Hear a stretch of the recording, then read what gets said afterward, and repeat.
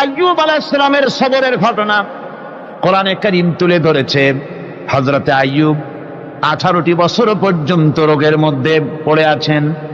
এত অসুখ করেছে, এত রোগ, শরীর পচে গিয়েছে, গায়ে পোকা ধরেছে, দুর্গন্ধ হয়ে গিয়েছে, বিবিরা চলে গিয়েছে, ছেলে মেয়ে পাড়ার লোকেরা দূর দূর করে তাড়িয়ে দিয়েছে। এবার জঙ্গলের ভিতরে গিয়ে আশ্রয় নিয়েছেন। এমন অবস্থা হয়েছে, শরীর পচে পচে জিহ্বায় যখন পোকা ধরা শুরু করে দিল, হযরত আইয়ুব আলাইহিস সালাম তখন আল্লাহ রাব্বুল আলামিনের দরবারে এই প্রথমবারের মতো তিনি বললেন, রব্বুল আলামিন, হায় আল্লাহ তাআলা, সমস্ত শরীর জড়জড় হয়ে গিয়েছে, গায়ে পোকা ধরেছে, আমি কোনো কথা বলি নাই, আমি খামোশ থেকে জিকির আজগার করতেছিলাম। আয় আল্লাহ, এখন দেখি আমার জিহ্বায় পোকা ধরেছে, পোকা ধরা শুরু হয়েছে।